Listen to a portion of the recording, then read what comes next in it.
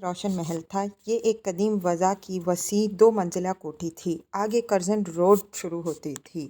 उनको दूर ही से आज के दिन की चहल पहल दिखाई दे गई। फाटक पर कागज़ी झंडियाँ और रंग बरंग बिजली के कुमकुमे लटक रहे थे। बहली से उतरे तो उन्होंने देखा कि लंबी ड्राइव पर जो सामने वाले बरामदे तक जाती है, ताज़ा सुर्ख बजरी बिछाई गई थी और दोनों अतराफ चूने की मतवाज़ी लकीरें लगी थीं।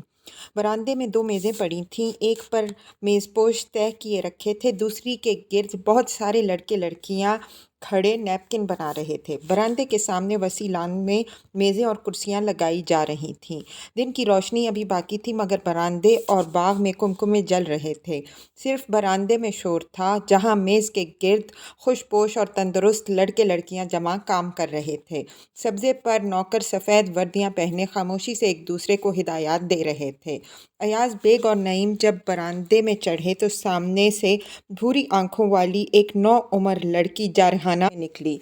चचा, वो ठटक कर ऊंची आवाज़ में बोली। तस्लीम बाबा बैठे हैं, आप चलिए अंदर, हम लोग नैपकिन बना रहे हैं अभी तो। वो घड़ी देखती हुई जाकर 9 उम्रों के उस ग्रोह में शामिल हो गई।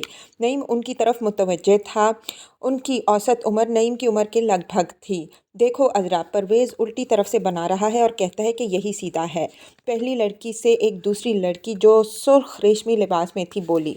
भूरी आंखों वाली लड़की ने जाकर उसी जारहाना अंदाज में सबसे लंबे और बड़ी उम्र के लड़के का नैपकिन खोल दिया। गलत, बिल्कुल गलत, वो बोली। उसके भूरे रंग के लंबे बाल हवा में उड़ रहे थे और गर्दन की सफ़ेद जिल्द दिखाई दे रही थी। देखो भाई सब लोगों, उसने चिल्लाकर कहा, परवेज़ यूं बनाता है, और रुमाल को बेतरतीबी से गोल मोल लपेट दिया, जैसे जिसे देखकर सब हंसने लगे। यहाँ तो मौलाना सर पर बांध कर नमाज पढ़ाते हैं, एक मोटा सा सफ़ेद रंगत वाला लड़का बोला। कहकहों का शोर बुलंद हुआ। भूरी आंखों वाली लड़की सर पीछे फेंक कर हंस रही थी, जिससे गर्दन की पुश्त पर सफ़ेद सेहतमंद जिल्द इकट्ठी होकर उभर आई थी और गले पर तंग फ्राक गोश्त में धंसा जा रहा था। उसका गहरा सुर्ख रंग एक पागल सी हंसी में तुना हुआ था, नरखरा कपकपा रहा था और आंखों में पानी आ गया। परवेज़ मुतज़ब्ज़ब खड़ा सबका मुंह देखता रहा, फिर बहुत गहरा झेंप किया। मैं कोई लड़की थोड़ा हूँ, ये तो लड़कियों का काम है या बहरों का। हंसी तेज़ हो गई। अपने आप को अजनबी फ़ज़ा में पाकर नईम का दिल ज़ोर ज़ोर से धड़कने लगा था, मगर जी खोल कर हंसते हुए लोगों को देखकर बेतकल्लुफ़ी सादगी और बराबरी का जो एहसास होता है, उसकी वजह से उसका जी चाहा कि वो भी जाकर उनमें शामिल हो जाए। उसी वक्त वो अयाज बेग के पीछे पीछे अंदर दाखिल हो गया। कमरा नशिस्त में दाखिल होकर जिस पर सबसे पहले नईम की नज़र पड़ी, वो घर का मालिक था, नवाब गुलाम मुहिउद्दीन। एक कोने में बड़ी सी मेज़ पर बैठे कुछ लिख रहे थे। आइए आइए, वो बैठे बैठे हाथ बढ़ाकर बोले। मैं इतनी जल्द आपका मुतवक्के नहीं था। कब आए? आज सुबह। अयाज बेग ने बहुत झुककर मुसाफहा किया। अपने चचा को इतनी इंकिसारी के साथ किसी से मिलते हुए नईम ने पहले नहीं देखा था। नवाब साहब के चेहरे पर सबसे ज़्यादा नुमायां शय उनकी नाक थी, जो ऊंची और नोकदार थी और उन्हें मर्दाना शक्लो सूरत अता करती थी। अफसोस है रोशन आगा की वफ़ात पर हाजिर ना हो सका, मुलाजमत का सिलसिला था। अयाज बेग ने कहा, आप तो बड़े फ़र्ज शनास अफसर हैं। ठीक है, काम वाम करता ही आदमी अच्छा लगता है, हमारी भी कोई ज़िंदगी है। उन्होंने उस शरारत भरी मासूम मुस्कुराहट के साथ कहा जो पुराने ख़ानदानी लोगों का हिस्सा होती है। बजा फरमाया, बजा फरमाया। अयाज बेग हाथ मलते हुए खुश दिली से बोले। दोनों दोस्तों की आंखों में चमक थी। फिर वो नईम की तरफ मुतवज्जे हुए। ये साहबजादे। नईम ने अयाज बेग की तकलीद में बहुत झुककर मुसाफा किया, जिससे उसकी टोपी का फुंदना नवाब साहब की हाथ की पुश्त पर से जा लगा। भतीजा है। ओह, मैं समझा। वो गौर से उसे देखते हुए बोले। आहिस्ता आहिस्ता उनके चेहरे पर संजीदगी की सख्ती पैदा होने लगी। तीनों आदमियों के दरमियान अजीब सी खामोशी छा गई। अयाज बेग का चेहरा बेहद उदास हो गया। नवाब साहब के माथे के 2 हिस्सों नवाब साहब के माथे को 2 हिस्सों में तकसीम करती हुई रग उभर आई। बारीक रेशमी गाउन पहने वो अपने मजबूत चेहरे और वहशियाना कुव्वत से भरपूर शबीह लिए सीधे बैठे रहे। फिर अचानक उन्होंने पहलू बदला और आहिस्ता आहिस्ता कहने लगे, मैं देख रहा था उनकी शक्ल नियाज़ बेग से बहुत मिलती है। खूबसूरत आदमी था। वापस आ गया है? जी हाँ। के साल बाद?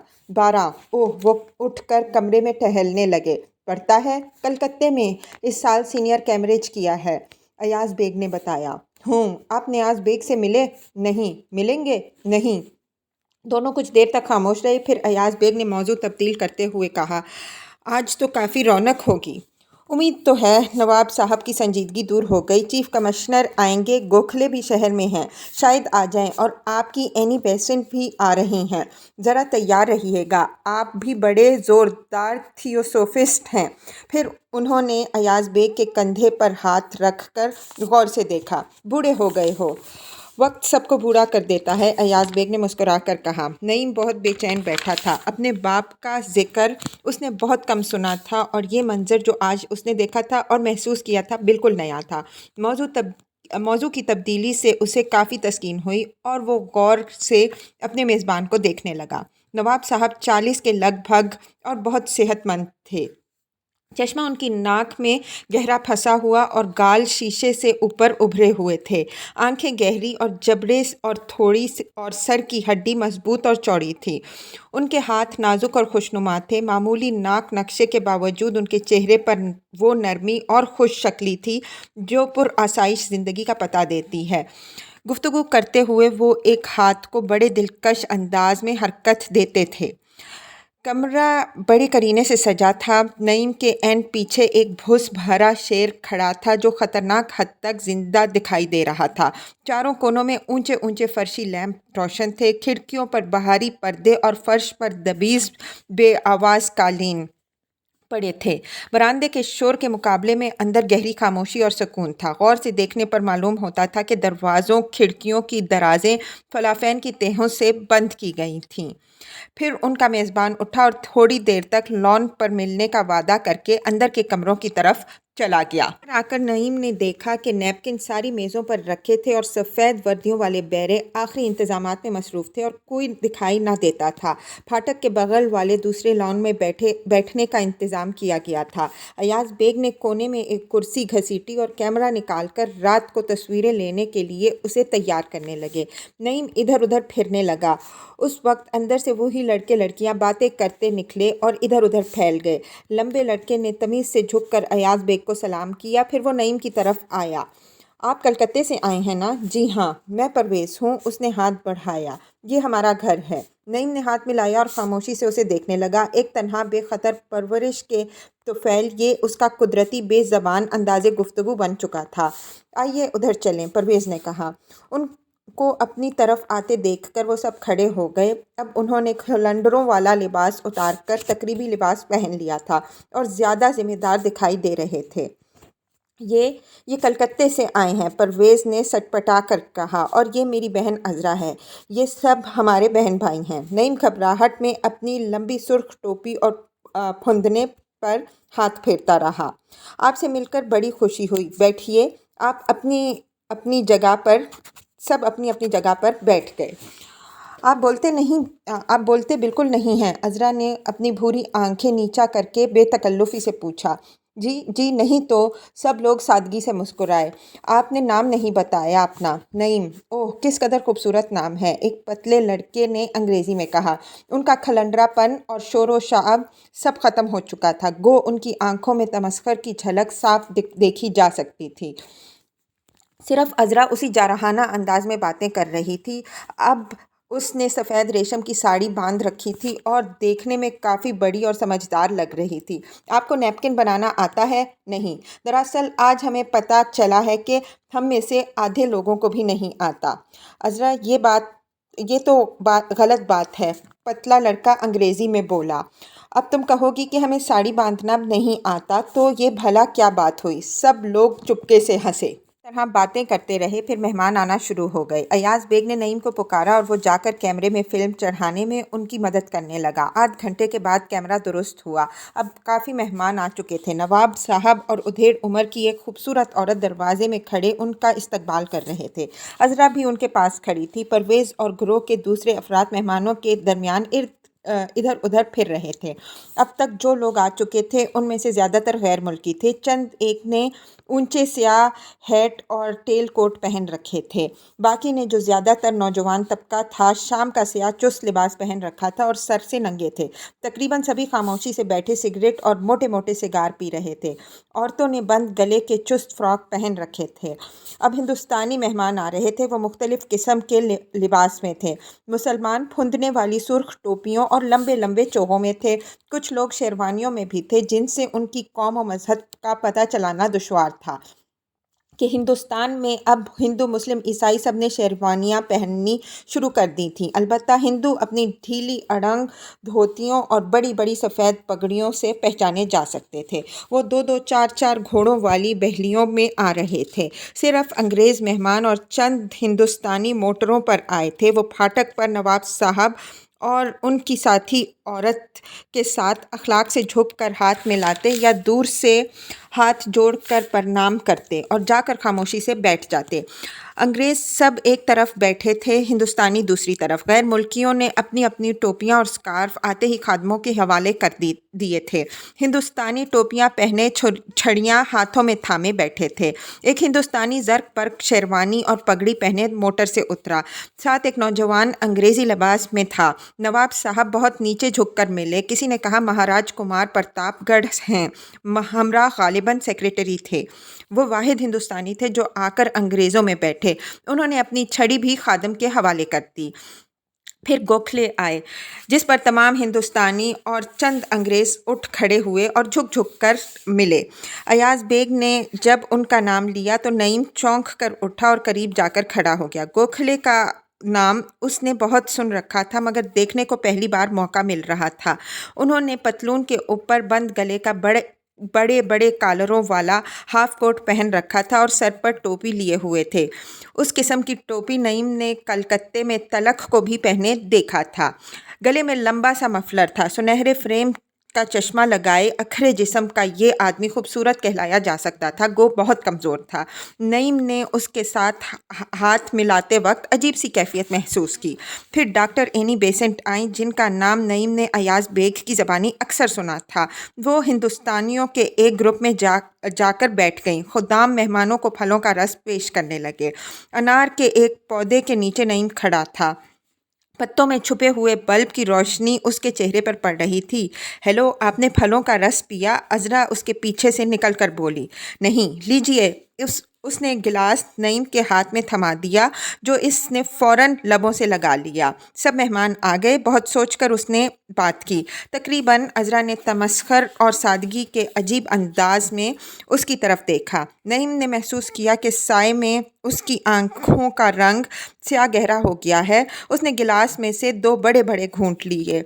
आप टोपी बिल्कुल नहीं उतारते? वो घबरा कर टोपी और फुंदने पर हाथ फेरने लगा। उतार दीजिए। इसने जल्दी से टोपी उतार दी। ये बटन खोल दीजिए। अजरा ने उंगली से उसके गले की तरफ इशारा किया। जब वो ऊपर के दो चार बटन खोल चुका तो दफातन वो बहुत गहरी झेंप गई। मेरा मतलब है सिर्फ ये कि आपको गर्मी तो महसूस नहीं होती शेरवानी में? नहीं। यूँ भी देखिए, ये हमारे मटर फूल सूख गए हैं। आखिर अप्रैल तक इनकी बहार होती है। उसका चेहरा अभी तक सुर्ख हो रहा था। नईम को पहली दफ़ा महसूस हुआ कि वो कोई गैर मामूली शय नहीं बल्कि आम सी लड़की थी, बिल्कुल जिस तरह वो खुद था। जल्द ही उसके सेहर से निकल गई। अजरा ने हाथ बढ़ाकर होली हॉक्स का एक गुलाबी फूल तोड़ा। आजकल उनकी बहार है। मुझे अंदर जाना है, आप बैठिए, उसने कहा। अंधेरी की तरफ जाती हुई वो एक बड़ी उम्र की संजीदा औरत की तरह चल रही थी।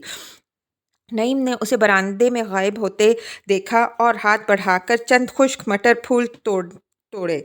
वो खड़खड़ा कर टूटे और बिखर गए। मेहमानों की टोलियों में गुफ्तगू बड़े ज़ोरों शोर से शुरू हो चुकी थी। सामने 3 अंग्रेज़ बैठे चौथे की बातें गौर से सुन रहे थे। ये चौथा, जिसका स्याह हैट नीचे घास पर पड़ा था, उधेड़ उम्र का बड़े से सर वाला शख्स था और बड़ी महवियत से ड्रामाई अंदाज में हाथ हिला हिलाकर कोई किस्सा बयान कर रहा था। नईम ने आगे बढ़ा। एक लंबे सोफे पर महाराज कुमार प्रतापगढ़ चीफ कमिश्नर के साथ बैठे ताश के पत्ते बांट रहे थे। ताश के लिए ये मौजू वक्त तो नहीं मिस्टर, पर मैं आपको सिखाने के लिए बहुत बेताब हूँ। ऐसा अजीबोगरीब खेल है जो यहाँ पर तो किसी को ना आता होगा। गुज़िश्ता माह मैं मैंने पेरिस में एक खातून से सीखा था। उन्होंने पत्तों की तकसीम से गैर मुतमईन होकर ताश अपने सेक्रेटरी को पकड़ाए और ख़ुद चीफ कमिश्नर को खेल के इब्तिदाई उसूल समझाने लगे। साथ बैठी एक अंग्रेज़ खातून भी दिलचस्पी लेने लगी। सेक्रेटरी माहिर फ़न की तरह ताश लगा रहा था। जब नईम गमलों की उस कतार के साथ साथ जिनमें मौसम गर्मा के फूल की पनीरी लगी थी, महाराज कुमार के सोफे के पीछे से गुजरा तो वो पत्ते तरतीबवार लगाते हुए अचानक रुक कर बोले, पेरिस में मैंने देखा मिस्टर कि जिस होटल में मैं ठहरा वहाँ अजीब रवाज था। वो पेरिस का सबसे बड़ा होटल था और हर स्वीट के साथ 2-2 गुसल खाने थे। क्या हुआ कि सुबह सुबह मैं नहाने के लिए निकला तो क्या देखता हूँ कि सामने वाले स्वीट से एक साहब नंग धड़ंग कमर को तौलिए से पहुँचते निकले चले आ रहे हैं। मैंने घबरा कर कहा, ओह माफ़ कीजिए, और वापस चला गया। वो साहब जवाब दिए बगैर निकल गए। अंग्रेज़ खातून सुर्ख हो गई। अंग्रेज़ी बहुत कम समझते हैं वहाँ पर, वो जल्दी से बोली। जी हाँ, राजकुमार ने बेहद अखलाक से कहा, बड़ी दिक्कत हुई। हैरत की बात है कि फ्रांस का साहिल आपसे सिर्फ 30 मील दूर है। दुरुस्त है, बिल्कुल दुरुस्त है। खातून ने बात टालने की कोशिश की। हैरत की बात तो है। अच्छा तो मिस्टर, महाराज कुमार ने बहरहाल बात जारी रखी, दूसरे दिन भी यही हरकत हुई। अब के कोई दूसरे साहब थे। मैं भी ढिठाई से सामने देखता हुआ पास से गुजर गया, लेकिन आगे निकलने पर एक नज़र पीछे मुड़कर देखे बगैर बाज ना रह सका। क्या देखता हूँ कि एक खातून बड़ी बेखबरी और लाताल्लुकी से मेरे पीछे पीछे चली आ रही हैं। उसके बाद मैं पेरिस का आदी हो गया। चीफ कमिश्नर हौले से मुस्कुराए। सेक्रेटरी के पास जो नौजवान अंग्रेज़ बैठा था आगे झुककर बोला, भाई पेरिस की औरतें हिंदुस्तानी औरतों की तरह थोड़ी होती हैं। हाँ जी, महाराज कुमार ने सोचते हुए कहा, बड़ी मेहनती होती हैं। इस पर ज़बरदस्त कहकहा पड़ा। सब जी खोलकर हंसे। चीफ कमिश्नर मुस्कुराए और अपने बेहद वसी माथे पर हाथ फेरा। महाराज कुमार फिर से पत्ते तकसीम करने लगे। सिर्फ वही एक शख्स थे जो अंग्रेज़ों के साथ बेतकल्लुफ़ी से बातें कर रहे थे।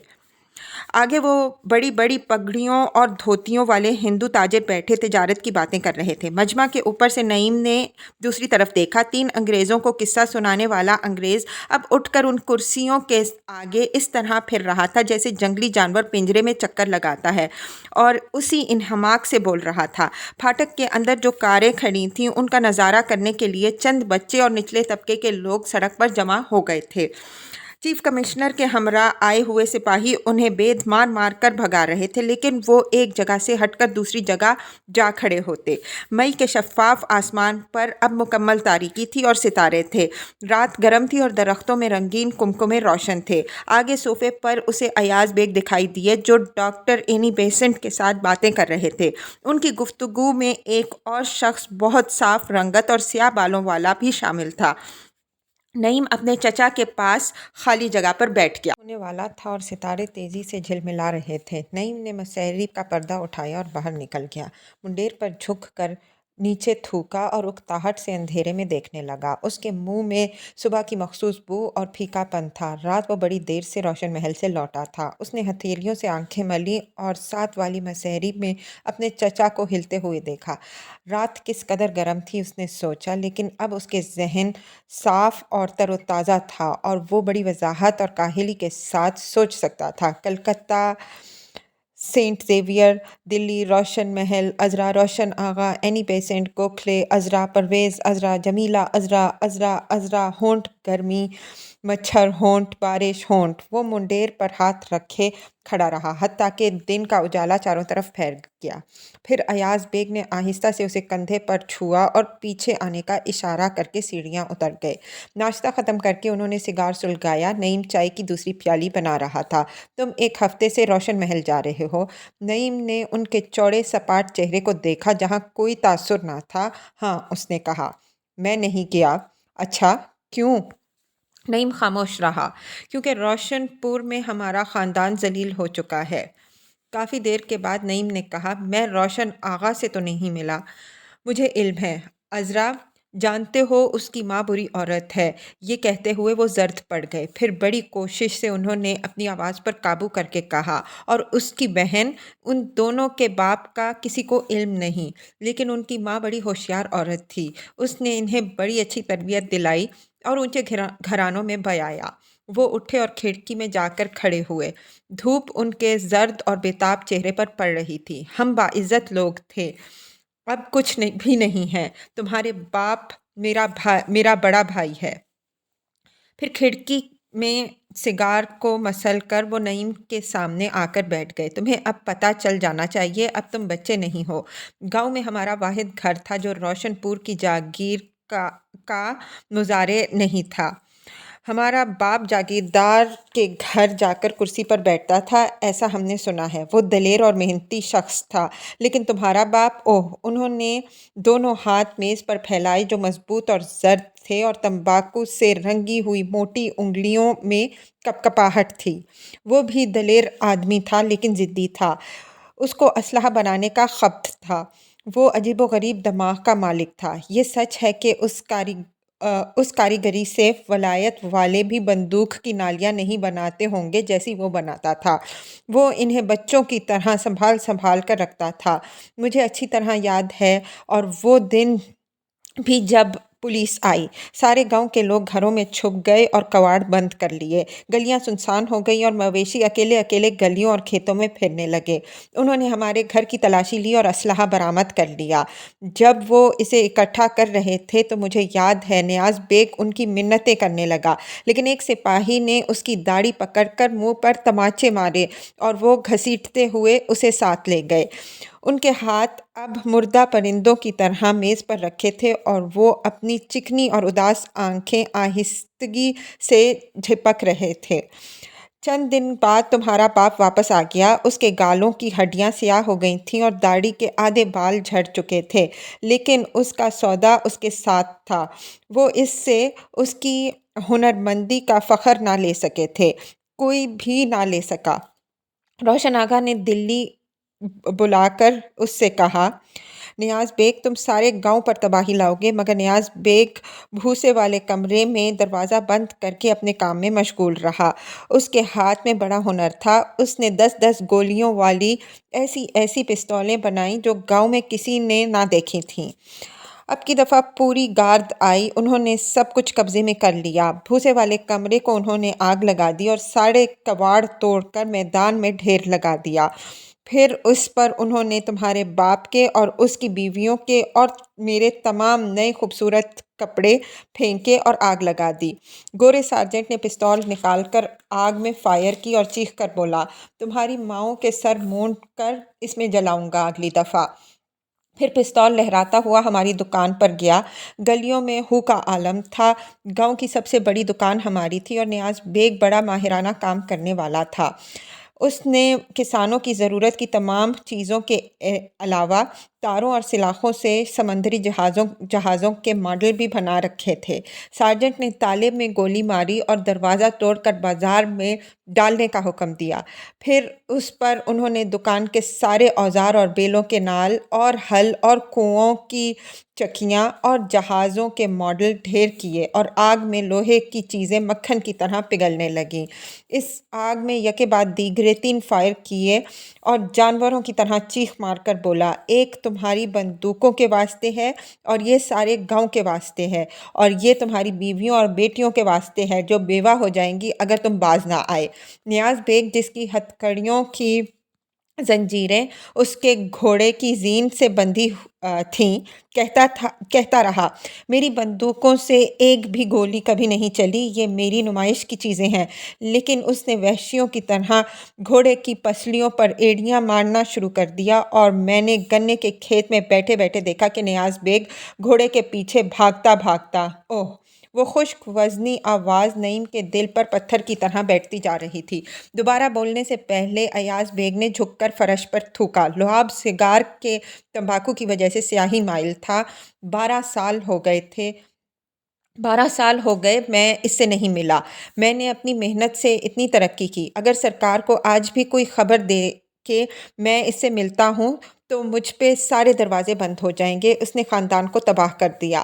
तुम्हारे माँ बाप अब तुमसे मिलना चाहते हैं। वो गांव आ चुका है, मगर तुम्हें जल्द वापस आ जाना चाहिए। मैंने कभी कोई किताब नहीं पढ़ी, मैं पढ़ नहीं सकता, लेकिन हमारे खून में हुनर है और तुम्हें मैंने तालीम दिलवाई है। तुम दुनिया में तरक्की कर सकते हो। वो उठे, कोने में जाकर थूका और ठगने बूढ़े जानवर की तरह धीमी मुतवाज़न रफ्तार से चलते हुए बाहर निकल गए। नईम शाम तक सोता रहा। 3 दफ़ा उसकी आंख खुली, लेकिन नींद के गलबे की वजह से फिर सो गया। अयाज बेग ने कई बार दरवाजे में आकर देखा और खामोश पलट गए। जब कमरे में अंधेरा बढ़ने लगा तो वो अंदर दाखिल हुए, लैंप जलाया और नईम के माथे पर हाथ रखा। बाहर चलोगे? वो आंखें बंद किए चारपाई पर बैठा रहा। पसीने से तकिया गीला हो गया था और कमीज़ उसकी पुश्त पर चिपकी हुई थी। नहीं, उसने भारी आवाज़ में कहा। लैंप की बत्ती ऊंची करके अयाज बेग बाहर निकल गए। कमरे में उसने गीली कमीज़ उतारी, चेहरे और गर्दन का पसीना पोंछा और उसे दूर कोने में फेंक दिया। फिर वो चारपाई पर बैठा बैठा ऊँघने लगा। इस हालत में उसने बहुत से मिले जुले मुख्तसर ख्वाब देखे। जब उसका सर नींद में दीवार से जा टकराया तो वो झुंझला कर उठ खड़ा हुआ। कुछ देर तक कमरे के वसत में वहीं बाहें लटकाए खड़ा दीवार पर अपने साए को देखता रहा। फिर पतलून टांगों पर चढ़ाई, नई कमीज़ पहनी और भागता हुआ बाहर निकल गया। शायद गर्मी की वजह से है, खुली हवा में आकर उसने सोचा, लेकिन गुस्सा सुस्त रफ्तार बादल की तरह उसके दिमाग पर मंडला रहा था। दूर से उसने अज़रा को देखा। वो फव्वारे के पास कुर्सी पर बैठी किताब पढ़ रही थी। उस वक्त उसने ठटक कर सोचा कि वो स्लीपर्स पहनने चला आया है। सब्ज़े पर आहिस्ता आहिस्ता चलता वो अज़रा के पास जाकर खड़ा हुआ। मैं आज शाम को नहीं आ सका। जमाई रोकते हुए वो मेज़ के कोने पर बैठ गया। क्यों? सो रहा था। क्यों? गर्मी की वजह से। क्यों? क्यों? वो खिलखिलाकर हंस पड़े। बिजली की रोशनी, सरसब्ज घास और अज़रा की मौजूदगी से उसका मिजाज खुल गया था। तुम इंतज़ार करती रही। हम सब इंतज़ार करते रहे। कौन कौन? परवेज़, जमीला, तुमने भी किया। जवाब देने के बजाय अज़रा ने हाथ बढ़ाकर पानी की फव्वार महसूस की। तुमने नहीं किया? उसने फिर पूछा। क्यों? क्यों? वो खफगी से चिल्लाया। वो दोनों हंस पड़े और नदामत से इधर उधर देखने लगे। ये धीमी खतावार हंसी थी जो उनके लबों पर थी और जिसने दोनों को एक दूसरे की मौजूदगी से बेहद आगाह कर रखा था। तुमने आज मुंह नहीं धोया, फव्वारे पर धो लो, अज़रा ने कहा। नईम ने फुआर में हाथ गीला करके चेहरे पर फेला। भीगी पलकों को तेज तेज झपकते हुए बच्चों की सी हंसी उसके सारे चेहरे पर फैल गई। एक लम्हे का चोर जो आंखों में जाहिर हुआ था गायब हो गया। स्लीपर उतारकर वो सब्जे पर बैठ गया। घास खुनक है, उसने कहा। शाम की गर्म हवा उसके रुख तेज हो गई और फव्वारे के महीन कतरे उसके जिस्म को भिगोने लगे। वो आंखें बंद करके लेट गया। उसका जहन पहाड़ी झील की तरह शफाफ था। उसने फव्वार को गिरते, हवा को तेजी से चलते, सब्जे को हाथों के नीचे से उठते और पानी को ज़मीन में जज्ब होते हुए वाज़े तौर पर देखा और महसूस किया। यहाँ आ जाओ, आंखें खोलकर उसने भारी आवाज़ में कहा। अज़रा थोड़ी हथेली पर रखे उदास नज़रों से उसे देखती रही। नन्हे कतरे उसके गंदमी गालों पर गिर रहे थे। नईम को महसूस हुआ कि उसका गला सूज गया है। उसने बेताबी से गले पर हाथ फेरा। आओ, उसकी आवाज़ भारी, खुश्क और गैर मानूस थी। अज़रा कलम से नाखून पर लकीरें खींचने लगी। वो घुटनों के बल खड़ा हो गया। मैंने आज तुम्हें ख्वाब में देखा। हम सब ख्वाब देखते हैं। वो एक के बाद एक सारे नाखून काले कर रही थी। नईम नन्हे कतरों को देखता रहा जो उसके गाल, ठोड़ी, नाक, माथे और होंठों पर चमक रहे थे। گویا ہزار کمکمے اس کے چہرے پر جل رہے ہوں۔ اس نے سوچا وہ بندرگاہ پر کھڑا ہے اور جہازوں کی انگنت روشنیاں پانی میں جھلملا رہی ہیں۔ اس نے بولنا چاہا لیکن اس کا حلق بھی سوج گیا۔ پھر اس کی 2 انگلیاں عذرا کے گال پر پھسلیں، کئی ننھے قطرے ٹوٹ کر ایک دوسرے کے ساتھ ملے اور ایک بڑا قطرہ اس کی ٹھوڑی پر جا کر لٹک گیا۔ وہ مڑ کر ہنسنے لگا۔ تم نے کوئی بندرگاہ دیکھی ہے؟ نہیں، جہازوں کی روشنیاں سمندر میں اسی طرح تیرتی ہیں۔ عذرا منہ پھیرے اندھیرے میں دیکھتی رہی۔ میرا جی چاہتا ہے سمندری فوج میں چلا جاؤں۔ اچھا؟ ہاں، یہ ایسا شاندار ہوتا ہے۔ جہاز ایک شہر کی طرح ہوتا ہے جس میں گھر بنے ہوتے ہیں اور دکانیں، کھانے کے ہال، کمرے، کھیل کے میدان اور روشنیاں جو رات کے وقت پانی میں جھلملاتی ہیں۔ اچھا، اس نے آنکھیں پھیلا کر کہا، میں نے یہ سب سن رکھا ہے، میرا دل چاہتا ہے سمندر کا سفر کروں۔ جب میں نیوی میں جاؤں گا تو تم میرے ساتھ چلنا۔ اچھا۔ وہ میز پر جھک گئی۔ چلو گی؟ وہ خاموشی سے ناخن کھرچتی رہی۔ چلو گی عذرا؟ کیا تم جا سکتے ہو؟ اس نے ہولے سے پوچھا۔ میں کوشش کروں گا۔ اسی وقت روشن آغا برآمدے میں ظاہر ہوئے اور باغ کی طرف دیکھے بغیر دوسرے بازو کی طرف چلے گئے۔ آج روشن آغا ناراض ہیں، عذرا نے کہا۔ کیوں؟ پرویز کے بیاہ کی بات ہو رہی تھی۔ پھر سب کا خیال ہے کہ اسے جمیلہ سے شادی کر لینی چاہیے، وہ نہیں کرتا۔ کیوں نہیں کرتا؟ وہ اس بات کا جواب نہیں دیتا۔ رات پڑنے پر سرس کے درخت کے پتے بند ہو کر لٹک گئے۔ سڑک پر ایک بیل گاڑی روں روں کرتی گزر رہی تھی اور بیلوں کو چلاتے ہوئے 2 جاٹ آہستہ آہستہ باتیں کر رہے تھے۔ سبزے پر چلتی ہوئی ہوا گرم اور خوشگوار تھی۔ نعیم نے میز پر انگلیاں پھیلائیں۔ کیا یہ ممکن ہے عذرا؟ میں نے پوچھا تھا، کیا یہ ممکن ہے؟ اس نے رک کر روز کی معمولی غیر جذباتی آواز میں کہا۔ روشن پور کب جاؤ گے؟ تم نے پہلے بھی پوچھا تھا، کیوں پوچھتی ہو؟ تم اپنے والدین سے ملنے جاؤ گے؟ نعیم کا رنگ سفید ہو گیا۔ اس نے محسوس کیا وہ بہت سی طاقت اس کے گھٹنوں میں سے گزر کر نیچے زمین میں جا رہی ہے۔ وہ آہستہ سے گھاس پر ہاتھ رکھ کر بیٹھ گیا۔ لیکن خالہ نے مجھے بتایا تھا کہ تم سرکاری نوکری میں نہیں جا سکتے، عذرا نے کہا اور نعیم کی انگلیوں کو دیکھنے لگی جو سبزے میں بہت سفید لگ رہی تھیں۔ وہ 2 زانو بیٹھا ہوا سفید پتھر کے مجسمے کی طرح خوبصورت اور نازک نظر آ رہا تھا۔ پھر وہ اٹھی اور بات کیے بغیر برآمدے کی طرف چلی گئی۔ جب نعیم پھاٹک سے نکل رہا تھا تو چوکیدار نے بڑھ کر کوئی بات کی جس کا اس نے کوئی جواب نہ دیا۔ بند مٹھی کی طرح کوئی وزنی بدمزہ سی شے اس کے معدے میں پڑی تھی۔ سڑک پر چند قدم چلنے کے بعد دفعتاً دھوئیں کی طرح بل کھاتا ہوا غصہ اس کے سر میں چڑھا۔ اس نے چھلانگ لگا کر نالی پار کی اور باڑ سے منہ نکال کر چیخا، لیکن تمہاری ماں وہ بری عورت ہے اور خالہ بھی۔ چوکیدار نے قریب آ کر پھر کوئی بات کی۔ جاؤ، وہ آنکھیں نکال کر دھاڑا اور سڑک پر بھاگنے لگا۔ چند روز کے بعد نعیم روشن پور کے لیے روانہ ہوا۔ ریل کا سفر خاموشی سے طے ہوا، سوائے ایک ناگوار واقعے کے جو رانی کوٹ سے ایک اسٹیشن ادھر پیش آیا۔ علی پور سے گاڑی چلی تو وہ حبس سے گھبرا کر ڈبے کے دروازے پر آ کھڑا ہوا۔ پلیٹ فارم پر بھاگتا ہوا ایک بوڑھا آدمی گاڑی پکڑنے کے لیے بدحواسی میں ہاتھ پاؤں مار رہا تھا۔ اس کے کندھے پر لاٹھی میں اڑسی ہوئی گٹھری جھول رہی تھی اور اس کا چہرہ لو میں کام کرتے رہنے کی وجہ سے جھلسا ہوا تھا جیسے عام کسانوں کا ہوتا ہے۔ نعیم نے اس کا ہاتھ پکڑنے کی کوشش کی مگر گاڑی تیز ہو گئی۔ آخر مر جائے گا، کٹ جائے گا کے شور میں اس نے لپک کر ساتھ والے درجہ اول کا ہینڈل پکڑا اور کسانوں کی طرح ٹانگیں پھیلا کر چھلانگ لگائی۔ جب وہ جم کر پائیدان پر کھڑا ہو گیا تو شرمندگی سے ادھر ادھر دیکھنے لگا۔ کئی خشمگین چہرے گردنیں بڑھا کر اسے گھور رہے تھے۔ اگر مر جاتا تو؟ نعیم نے غصے سے چلا کر کہا۔ بوڑھے کا بے دانت کا منہ اچانک سادہ شرمیلی ہنسی میں پھیل گیا۔ میری بیوی گاڑی میں ہے، بیوقوف۔ جواب دینے کے بجائے اس نے لاٹھی سے دروازہ کھٹکھٹایا اور گٹھری کی گانٹ کسنے لگا۔ دروازہ کھلا اور ایک سفید فام چہرہ اور ننگا بدن ظاہر ہوا۔ گورے کی آنکھیں نیند سے سرخ ہو رہی تھیں۔ ڈبے میں خنک اندھیرا تھا۔ کیا مانگتا؟ کیوں آیا؟ گورا آنکھیں نکال کر چیخا۔ جواب میں کسان اسی طرح سادگی سے ہنسا۔ میں نیچے بیٹھ جاتا ہوں، اگلے اسٹیشن پر اتر جاؤں گا۔ میری بیوی گاڑی میں ہے، اس نے کہا اور اطمینان سے دروازے میں بیٹھ کر گٹھری کسنے لگا۔ नीचे जाओ। पाँव से वो उसे नीचे धकेलने लगा। गाड़ी भाग रही है साहब, कहाँ जाऊं? नहीं जाऊं। इसने पैर की ठोकर से किसान की गठरी बाहर उछाल दी, जो उड़ती हुई ज़मीन पर जा गिरी, और लोगों ने उसमें से बाजरा और गुड़ बिखरते हुए देखा। जाओ।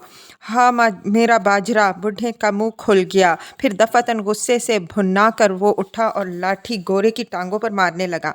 मुझे मार दो, फेंक दो बाजरा, मेरा गुड़ मैं तुम्हारे बाप से भी लूँगा, गोरे सुअर। अब मैं अपनी लड़की के लिए क्या लेके जाऊँगा? हैं? चीखने से राल उसकी दाढ़ी में बहने लगी। अंग्रेज ने उसकी लाठी छीनकर नीचे फेंक दी और बड़े बड़े बूटों वाले पाँव अंधाधुंध उसके चेहरे और छाती पर मारने लगा। अपनी लड़की के लिए एक सुअर ले जाओ, उसने अंग्रेजी में कहा। फिर वो गालियाँ बकने और बेतहाशा टांगे चलाने लगा। उसका एक बूट एड़ी तक उखड़ गया। किसान का सर लटक गया और आंखें बंद हो गईं, लेकिन उसका बाजू अभी तक हैंडल के गिर्द कसा हुआ था। लू से झलसे हुए चेहरे पर खून की धारियां बह रही थीं और उसकी दाढ़ी खून, पसीने और राल से लथड़ गई थी। जब रानी कोट के स्टेशन पर दो गोरे सार्जेंटों ने आकर इसे हैंडल से अलहदा किया तो वो गंदम की बोरी की तरह ज़मीन पर गिरा और मर गया। सार्जेंटों ने दरवाज़ा खटखटाया। गोरे का चेहरा खिड़की से बाहर आया। पुलिस वालों के जवाब में उसने कुछ कहा, जिस पर दोनों सार्जेंटों ने मुस्तादी से फौजी सलाम किया और बोले, लेकिन आप ज़ेरे हिरासत हैं। वाह! गोरे का गाल फुला कर कहा और खिड़की गिरा दी। सार्जेंट दोनों हैंडल पकड़कर पायदान पर खड़े हो गए। वो गिरफ्तार कर लिया गया है, पर बूढ़ा मर गया, मजमे में से किसी ने कहा। तो क्या हुआ? सुनहरी चश्मे और बड़े से माथे वाले एक आदमी ने कहा।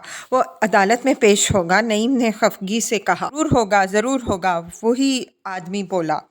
ये लोग बड़े कानूनदान होते हैं, लेकिन ज्यूरी में कौन होगा? तुम्हारे कोई चचा ज्यूरी में हैं? वो जाने के लिए मुड़ा, फिर पलट कर नईम के पास आ खड़ा हुआ। ये सुअर मैं तुम्हें बताता हूँ बरखुरदार, आज ही रात को अपनी बीवी के साथ जाकर सोएगा। मैंने अपनी उम्र में ऐसे 50 से ऊपर वाक़यात देखे हैं। ऐसे मुकदमों के लिए सफ़ेद ज्यूरी होती है, बिल्कुल सफ़ेद। नईम उसके लहजे की तेज़ी से घबरा गया। जब वो प्लेटफॉर्म से बाहर जा रहा था तो उसने मुड़कर देखा, एक भद्दी सी बूढ़ी किसान औरत लाश के साथ लिपट कर रो रही थी। 14 कोस का सफ़र नईम ने एक मरियल सी स्याह घोड़ी पर तय किया। गांव का एक कमीन जो उसे लेने आया था साथ साथ चलता रहा। पगडंडियों के दो रू ये झड़बेरियाँ और खोरदार झाड़ियाँ कसरत से उगी हुई थीं। उसका राहबर मुस्तकिल बातें कर रहा था। इस साल चौधरी नियाज़ बेग ने खुद गल्ला काश्त किया। बड़ी भारी फसल हुई। 3 मन तो मुझको दे दिया और ये घोड़ी खरीदी। बड़ा अव्वल नस्ल का जानवर है। उसने घोड़ी की पीठ पर हाथ मारा, जो टस से मस ना हुई, मगर ये जाट नगर के जोलाहों के पास थी। उन्होंने इसका नास मास दिया। कमबख्त कमीन, जानवरों पर जुल्म करना अपनी जान पर जुल्म करना है भाई। चौधरी नियाज़ बेग के बाद तो ज़मीन वीरान हो गई थी। हद तुम्हारे के कम ज़ात कुत्तों, हम तुम्हारे गांव में नहीं ठहरते, फिक्र ना करो, अब दफ़ा हो जाओ। अब की बार पानी की तंगी रही, चावल की काश्त नहीं हो सकी, मगर शाम पड़ रही थी जब धुंधलके में उन्हें रोशनपुर के पेड़ दिखाई दिए। कुत्तों की परवाह ना करो, इनकी भौंकने की पुरानी आदत है, हमें पहचान कर खामोश हो जाएंगे। नियाज़ बेग आ गया। नियाज़ बेग एक बड़े से केकर के दरख्त के नीचे लेटा हुआ था। उन पर नज़र पड़ते ही उठा और बाहें फैलाकर दौड़ता हुआ आया। पतली छड़ी जो पकड़े हुए था परे फेंकी और नईम से लिपट गया। पहले उसने अपने बेटे को छाती पर चूमा, फिर चेहरा खींचकर करीब लाया और मुंह ही मुंह में नाकाबिले फ़हम अल्फाज बुड़बुड़ाता हुआ उसके माथे, गाल और कानों को चूमने लगा। लपेटने और चूमने के दौरान वो हलक से खुशी की अजीबोगरीब आवाज़ें निकालता जा रहा था। नईम ने महसूस किया कि उसकी दाढ़ी सख्त खुरदरी थी और जिस्म से पसीने और सब्ज़ चारे की बू आ रही थी। फिर नईम से जुदा होकर वो उसके साथी की तरफ मुतवज्जह हुआ। इतनी देर लगाई, पैदल चलाता लाया या बातें करता रहा होगा? बातूनी मिरासी, मैं तुम कमीन लोगों को अच्छी तरह से जानता हूँ, उसने हवा में उंगली नचा कर कहा और घोड़ी की बाग पकड़ कर चलने लगा। मिरासी उसके आगे हाथ फैला फैलाकर अपनी बेगुनाही साबित करने की कोशिश में बहस कर रहा था, लेकिन उसने कुछ ना सुनते हुए नईम की कमर में ठोका दिया। देखा कैसे बातें कर रहा है। मैं खूब समझता हूँ, कमीन की ज़ात को खूब समझता हूँ। तुम्हारा दिल काला और ज़बान रोशन होती है। अब तुम फसल पर आना, तुम्हें चूंटी का फसला दूंगा, पूरा 3 मन। उसने हवा में मुक्का चलाया और मसनूई गुस्से से उछल उछल कर चलने लगा। घर के बाहर 2 औरतें खड़ी ऊंची आवाज़ में रो रही थीं। नियाज बेग लाल पीला होकर उनसे मुखातिब हुआ। देखा, मैं ना कहता था इस बातूनी मिरासी को मत भेजो, जा दफा हो जा। फिर वो उछल कर घोड़ी पर सवार हुआ और औरतों के गिर्द एक चक्कर काटा, फिर कूद कर उतरा और छड़ी से बेतहाशा इसे पीटने लगा। जो लाहों कमीनों ने तुझे कुछ नहीं खिलाया है, मकड़े की तरह चलती है कमीनी। घोड़ी टांगे फैलाए खामोश खड़ी रही। बूढ़ी औरत रोती हुई नईम से लिपट गई और इसे सारे जिस्म पर चूमने लगी। उसके बालों से घी की बू आ रही थी। मेरे बच्चे, मेरा बच्चा, वो कहे जा रही थी।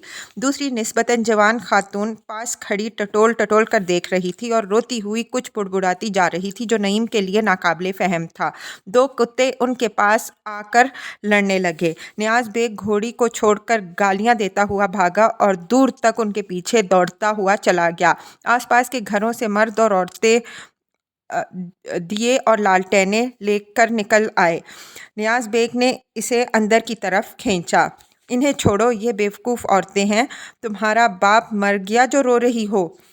गली की नुक्कड़ पर एक नौजवान सिख लड़के ने पुकार कर पूछा, चचा तेरा बेटा आ गया? हाँ हाँ आ गया। उसने जल्दी से नईम को बेकवाड़ के दरवाजे में अंदर खींचा।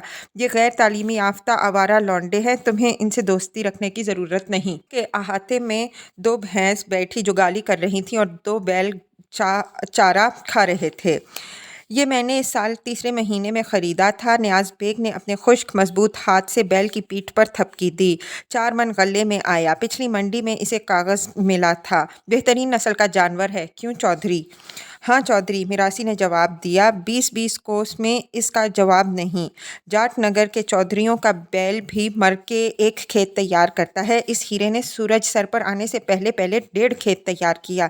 मेरे सामने की बात है चौधरी। सच है, बिल्कुल सच है, नियाज बेग ने फ़ख्र से कहा। फिर औरतों को मुखातिब करके बोला, हु बंद करो बेवकूफ़ औरतों, तुमने चावल नहीं निकाले। आओ चौधरी बैठो, चावल खाओ। उसने दोस्ताना अंदाज में मिरासी का कंधा थपका। वो खाने पर बैठे तो उसकी माँ भागकर स्टूल ले आई और इसरार करके नईम को इस पर बिठाया। बैठो बैठो, ये स्टूल मैंने खुद बनाया है, उसके बाप ने कहा। एक बड़े से थाल में सफ़ेद उबले हुए चावल निकालकर बुढ़ी ने उन पर सुर्ख शक्कर छिड़की और गरम गरम मक्खन उंडेला जो शक्कर और चावलों में जज्ब हो गया। फिर एहतियात से उठाकर उसे कमरे के वस्त में ला रखा। घर के तीनों मर्द उसके इर्द गिर्द बैठ गए और अपने अपने आगे से खाने लगे। स्टूल पर बैठे बैठे नईम ने झुक कर 2-4 नवाले लिए, फिर झल्ला कर उसे पीछे लड़खा दिया। ये फजूल है। उसे ज़ोरों की भूख लगी थी। इधर उधर देखे बगैर उसने आधा थाल खाली कर दिया, हत्ता कि उसकी खाली की हुई जगह बढ़ती बढ़ती उसके बाप और छोटे लड़के के आगे की खाली जगहों की हदूद में जा मिली। नईम ने हाथ खींच लिया। उसकी माँ ने बड़ी एहतियात से कुर्ते के दामन में पकड़कर उसका हाथ साफ किया। फिर उसने छोटे लड़के की गर्दन में पंखे की डंडी चुभोई। कम खा, फिर तेरा पेंदा 2-2 घड़ी पर खिलने लगेगा। लड़का खामोशी से उठकर बाहर चला गया। ये कौन है? ये बुढ़िया का भतीजा है। उसके माँ बाप बड़े हैजे में मर गए। ये तुम्हारे मामू का लड़का है, बुढ़िया ने बताया। उसकी बीवी कमजात ने उस पर जादू कर दिया था। झूठ मत बोल बेवकूफ़, वो 20 गाँव में सबसे खूबसूरत औरत थी। नियाज बेग ने हाथ रोक कर कुछ सोचा, फिर ख्याल ही ख्याल में मुस्कुराया और थाल पर झुक गया। उसकी बीवी ने सारे चावल उसके आगे समेटे, फिर मक्खन वाला बर्तन औंधा करके उंगली से पोंछकर आखिरी कतरा तक उन पर टपकाया और थाल उसके हाथ में दे दिया। वो लालचियों की तरह चावलों पर पिल पड़ा। दीवार पर लटकी हुई लालटेन की रोशनी उपलों के धुओं में और भी मध्यम हो गई। नियाज बेग की आंखों के हल्के आधे चेहरे पर फैले हुए थे। रुखसारों की हड्डियां स्याह थीं, गालों पर गड़े पड़ गए थे और जबड़े की हड्डी मजबूत और नंगी थी। वो एक फाका ज़दा बूढ़े बैल की तरह चेहरे की तमाम हड्डियों और पट्ठों की नुमाइश करता हुआ खा रहा था।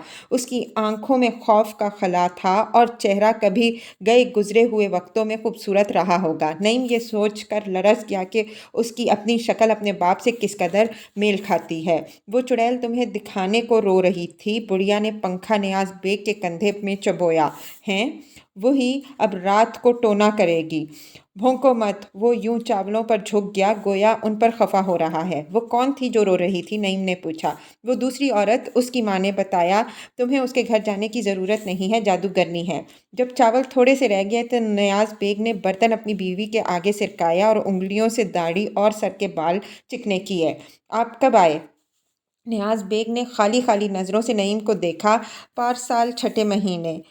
गो रात बेहद गर्म थी और सहन की ज़मीन गोबर के मच्छरों से अटी पड़ी थी, पर नईम बेसुध होकर सोया। जब वो उठा तो सुबह का उजाला फैल चुका था और घर में कोहराम बरपा था। दोनों औरतें सहन में अपने अपने दरवाजे पर खड़ी झगड़ रही थीं, बाजू बढ़ा बढ़ाकर इशारे कर रही थीं और गला फाड़ फाड़ कर चीख रही थीं। नईम चारपाई से उठा तो भैंस ने पेशाब करना शुरू कर दिया। इससे बचने के लिए उछल कर परे हुआ तो टखनों तक गोबर में घुस गया। वहाँ से उछला तो पेशाब के एक छोटे से तालाब में जा गिरा, जहाँ वो घुटनों तक भीग गया। दिल ही दिल में कोसता हुआ वो नलके के नीचे जा खड़ा हुआ। छोटा लड़का भागता हुआ नलका चलाने के लिए आया। औरतें चीख रही थीं। परसों मैंने उसे खिलाया और लेके आज तू उसे घुस गई। गरम कुतिया, बूढ़ी औरत बोली। और पिछले महीने खिला पिलाकर मैं मैके चली गई थी तो तूने गुलछर्रे नहीं उड़ाए मेरे माल पर। तुम्हारा यार जो मर गया था, तेरा जाना तो ज़रूरी था, और खा पी कर वो तेरी माँ के पास जाके सोता। जबान बंद कर चुड़ैल। मेरा माल मुफ्त में नहीं आया। तेरा जवान बेटा कल आया है। आज ही रात को तूने हैं। तुझे शर्म नहीं आती कमज़ात? 9 महीने हुए नहीं उसे लौटे और ले के बच्चा बाहर फेंक दिया। अस्तगफिरुल्लाह।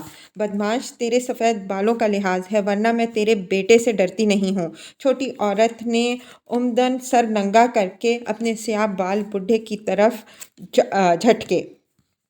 कुछ देर पहले नियाज बेग खिसियाना चेहरा लेकर छोटी औरत के कमरे से निकला था और दोनों औरतों के दरमियान आकर खड़ा हुआ था। थोड़ी देर तक इधर उधर देखने के बाद गुस्से में आकर वो भी चीखने लगा। चुप रहो बेवकूफ़ों, तुम दोनों को बाहर निकाल दूंगा, दोनों को मार दूंगा, दोनों को पीटूंगा, दोनों को। इसकी दाढ़ी हवा में हिल रही थी और दोनों बाजू हवा में लहराता हुआ वह तेज़ी से घूम गया। दूर से देखने वालों के लिए वो किसी देहाती नाच का मंजर पेश कर रहा था। भौंकना बंद करो कुत्तियों। दोनों को कुत्ते खरीद दूंगा, दोनों को गधे खरीद दूंगा, दोनों को सूअर खरीद दूंगा, फिर ठीक है? नाचते हुए उसने बाजू से दोनों औरतों के दरमियान की हवा काटी, फिर इस एहतियात के साथ कि दोनों में से एक भी उसके करीब ना आने पाए। यूं बचा बचा कर उसने 2-4 हाथ हवा में चलाए और गर्दन लंबी करके धमकाता रहा। ज़मीन में गाड़ दूंगा, जिंदा, जानती हो, सूअर खरीद दूंगा। मगर जब दोनों औरतें चिमटे पकड़कर फंकारती हुई बढ़ीं और गुत्थम गुत्था हो गईं तो वो शर्मिंदगी से हंसता हुआ नईम की तरफ आया। तुम बाहर जाओ, ये सब उजड़ कवार औरतें हैं, मैं उन्हें कच्चा चबा जाऊंगा। उसने इसे दरवाजे की तरफ धकेला। दरवाजे के बाहर 2 कुत्ते चहलें कर रहे थे। एक पली हुई भैंस इत्मीनान से जुगाली कर रही थी, एक कौवा उसके सर पर बैठा चोंच मार रहा था और 2 बातूनी चिड़ियाँ उसके गोबर को कुरेद रही थीं। रात वाला सिख लड़का छेंट की बनियान पहने कुत्तों के पास काहिली से खड़ा जमाइयाँ ले रहा था। सामने खाद के ढेर पर एक कुतिया अपने मुतअद्दिद बच्चों को दूध पिला रही थी। सिख लड़के ने लापरवाही से नईम को देखा और जमाइयाँ लेता रहा। तुम चौधरी नियाज बेग के बेटे हो?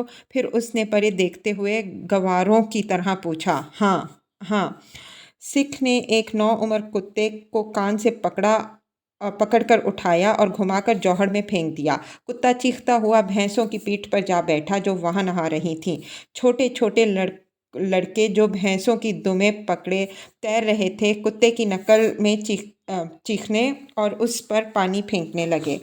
आज फिर बुढ़ियाँ लड़ रही हैं, सिख लड़का सादगी से हंसा। रोज़ लड़ती हैं। क्यों? नईम ने गुस्से को दबा कर कहा।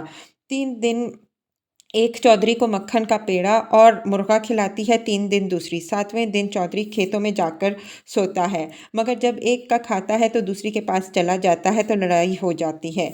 नईम की गर्दन पर बाल खड़े हो गए। सिख लड़का फिर खुश दिली से हंसा। रोज़ चौधरी कहता है मार दूंगा गाड़ दूंगा, पर उसने आज तक हाथ नहीं उठाया। नईम इंतहाई गुस्से की हालत में अपने बाप का हुलिया याद करके हंस पड़ा। लेकिन 12 साल उनका बड़ा सलूक रहा। जब चौधरी जेल में था तो दोनों बहनों की तरह रहीं और एक ही थाली से खाती रहीं और किसी गैर मर्द की रान नहीं देखी। नईम ने दिल में उसे गाली दी। बूढ़े का उन्होंने औरतों की तरह इंतज़ार किया। ने दिल में उसे गाली दी। बूढ़े का उन्होंने औरतों की तरह इंतज़ार किया। सिख फिर बोला, छावनों की तरह नहीं। कुछ देर तक आंखें सुकेड़कर मशरिक की तरफ देखते रहने के बाद वो एक तरफ चल पड़ा। कहाँ जा रहे हो? गंदुम लादनी है। मैं भी चलूं? नईम ने कहा। सिख लड़का बेदहानी से चलता रहा। जौहर के आखिर पे जाकर वो दाईं तरफ मुड़ गया। सामने वसी और नंगे खेत थे। बाएं तरफ गांव के छोटे छोटे कच्चे मकान थे। सूरज काफ़ी उठ आया था और गर्म चमकदार धूप खेतों में फैल गई थी। फसल काट ली गई थी और कहीं कहीं सब्ज घास के कत्ते नमूदार हो रहे थे। बाकी जगह पर भूसे की नाड़ियाँ और खुश्क सख्त जड़ें बिखरी हुई थीं। ताज़ा ताज़ा कटाई के बाद जगह जगह कबूतरों और दूसरे परिंदों के परे बैठे चुग रहे थे। दरख्त सिर्फ गांव के इर्द गिर्द और जौहर के किनारे पर थे। ज़्यादातर शीशम और आम के घने पेड़ थे जिनके साए में मवेशी बंधे थे और चारपाइयों पर इक्का दुक्का किसान सो रहे थे। दूर मगरिब में घने दरख्तों की कतार थी और किसी किसी खेत में पकी हुई फसल खड़ी थी। वो दोनों खामोशी से चलते हुए गांव से निकल आए। कटाई की ये कौन सी रात है? हमने देर से बयाई की थी। हमारे वो सामने कुछ फसल खड़ी है। तुम्हारा नाम क्या है? ठाकर मोहिंदर सिंह। चलते चलते वो गेहूं के खेत के करीब पहुंच गए। यहाँ की ज़मीन नम और घास सरसब्ज थी। तुम कहाँ से आए हो? महेंद्र सिंह ने पूछा। दिल्ली से। वहाँ रहते हो? नहीं, मैं कलकत्ते में रहता हूँ। कलकत्ता? महेंद्र सिंह ने रुक कर सोचने लगा। फिर उसके चेहरे पर वही बच्चों की सी हंसी फैल गई। कलकत्ता बंगाल में है, मुझको पता है। तुम्हें कैसे पता? मेरा भापा वहाँ था। वहाँ क्या करता था? तुम्हें इससे क्या? अजीब जाहिल लोग हैं, नईम ने सोचा। चोरी करता होगा। वो एक खुश्क बरसाती नाला पार कर रहे थे जिसकी रेत तपना शुरू हो गई थी। तुमने मेरा नाम नहीं पूछा। तुम चौधरी नियाज बेग के लड़के हो, मैं जानता हूँ। सिख सामने देखता हुआ मोतबरी से बोला। जैसे ही उन्होंने नाला पार किया वो गंदम के खेत के किनारे खड़े थे। सोने के रंग की फसल तेज धूप में चमक रही थी। हवा बालियों में सरसरा रही थी। फसल की ओट में चंद किसानों के बातें करने की करख्त आवाज़ें आ रही थीं। एक बड़ा सा लकड़ी का कांटा थोड़े थोड़े वक्फे पर फसल के ऊपर लहराता। वो गेहूं अलग कर रहे थे। नईम ने चुनकर एक खूबसूरत बाली को तोड़ा, हथेली में मसल कर दाने निकाले और एक दाना मुंह में डालकर बाकी फेंक दिया। तुम्हें फसल की कदर ही नहीं है। तुमने एक सट्टा खराब कर दिया। तुम शहर से आए हो, मोहिंदर सिंह ने नफरत से कहा। सामने से एक लड़की आ रही थी। वो लंबे कद की सेहतमंद लड़की थी और सर पर चंगेर और छाछ का मटका उठाए लापरवाही से चल रही थी। उसने कतरा कर निकलना चाहा तो मोहिंदर सिंह रास्ता रोक कर खड़ा हो गया। वो पेशानी पर बल डालकर मुस्कुराई। कहाँ से आ रही हो? भापे को रोटी देकर। मुझे भी भूख लगी है। तुम्हारी माँ मर गई है? लड़की ने मसनूई गुस्से से कहा। तुम अपने भापे की माँ हो? वो हंसा। दांत मत दिखाओ, मुझे जाने दो। मोहिंदर सिंह ने छाछ का मटका उसके सर से उचक लिया। वो खाली था। तेरा भापा बड़ा पेटू है, सारी लस्सी पी गया। वो मटका लड़की के पेट में मार कर बोला। वो ज़रा सा झुकी और मटके को उसके हाथ से छीन लिया। चंगेर नहीं दिखाऊंगी, वो पीछे हटती हुई बोली। तेरी माँ भी दिखाएगी। उसने गाली दी और कंधा लड़की के सीने में चुभोया। वो छाती और हाथों के जोर से धकेलती हुई उसे दूर तक ले गई। उस पर मोहिंदर सिंह ने कचकचा कर जोर लगाया और उल्टे पांव उसे वापस ले आया। दोनों के चेहरों से पसीना निकल रहा था। हवा से लड़की की धोती का एक पल्लू उड़ रहा था और उसकी मजबूत गंदमी रान दिखाई दे रही थी। चलो, मोहिंदर सिंह ने थोड़ी से खड़ी हुई फसल की तरफ इशारा किया। नहीं सुअर, लड़की ने नाखून उसके कंधों में गाड़ दिए। मुझे जाने दो। लेकिन वो इसे धकेलता हुआ फसल के अंदर ले गया और बेशर्मी से हंसते हुए 2 दफ़ा चलो चलो कहा। तेरा भापा बैठा है, उसे बुलाऊं? लड़की ने रुक कर कहा। वो क्या करेगा? तुम्हारी हड्डियां तोड़ेगा। वो हमें नहीं ढूंढ सकता। तभी फसल के पीछे से एक किसान की भारी खुश्क आवाज़ आई जो उसे जो किसी को पुकार रहा था। मोहिंदर सिंह ने सीधे होकर बदमज़गी से इधर उधर देखा और गालियां देता हुआ बाहर निकल आया। कल तुम्हारी सारी लस्सी पीऊँगा। कल भापे के साथ जाटनगर जा रही हूँ, बयाई पर लौटूंगी। लड़की अबरू उठाकर शरारत से मुस्कुराई और नाले में उतर गई। मोहिंदर सिंह ने बड़ी सी गाली दी और नईम की तरफ देखकर हंसा। ये कौन थी? थी एक छनाल। छनाल तो नहीं लगती, बको मत। और क्या लगती है? नईम के सारे बदन में गुस्सा की लहर दौड़ गई। सुअर, तुम्हारी माँ थी। सिख रुक गया। आंखें सुकेड़कर नईम की तरफ देखते हुए उसने आहिस्तगी और मजबूती के साथ तहबंद में अड़सी हुई लकड़ी की पतली बांसुरी निकाली। अकड़ो मत, मुझे जानते हो? जानता हूँ, तुम्हारे पास सिर्फ एक बांसुरी है, ये तुम ले लो। उसने बांसुरी नईम की तरफ उछाली। अब मैं तुम्हारा सर तोड़ दूँ। आओ। वो आंखों में आंखें डाले खड़े रहे। कई लम्हों तक खामोशी और खिंचाव बढ़ता रहा। मोहिंदर सिंह ने बेध्यानी से गेहूं की चंद बालियां उखेड़ी और उंगलियों में मरोड़ने लगा। उसकी पगड़ी में से गंदे बालों की एक लट गर्दन पर लटक रही थी और नई नई दाढ़ी में भूसे के तिनके अटके हुए थे। फिर उसने सट्टा ज़मीन पर फेंक दिया और मखसूस हंसी उसके चेहरे पर फैल गई। तुम कल आए हो, अभी कुछ रोज़ चौधरी की बुटियों का दूध पियो, फिर लड़ना। बुज़दिल, नईम ने बांसुरी गिरा दी। मैं तुमसे नहीं लड़ता। मोहिंदर सिंह हंसा और बांसुरी उठाकर लबों से लगा ली। उसके पीछे पीछे चलते हुए नईम ने देखा कि उसके कंधे, जो बनियान से बाहर रहते थे, स्याह हो चुके थे और बाकी पुश्त पर, जो गंदमी रंग की थी, बनियान के मुस्तकिल निशानात पड़ गए थे। तुम कमीज़ नहीं पहनते? नईम ने पूछा। मोहिंदर सिंह ने मुड़कर देखा और बांसुरी बजाता रहा। चलते चलते वो दाएं मुड़ गया। सामने चंद किसान तेज धूप में झुके हुए गंदम से भूसा अलग कर रहे थे। उनके जिस्म स्याह और चमकदार थे। कई महीने गुजर गए। नईम ने अपने बाप के साथ थोड़ा थोड़ा काम करना शुरू कर दिया। बाकी सारा वक्त वो सोया रहता। वो बहुत ज़्यादा खाने और सोने लगा था। उसका जहन गडमट रहता और एक नामालूम सा बेवजह गुस्सा हर वक्त उस पर छाया रहता।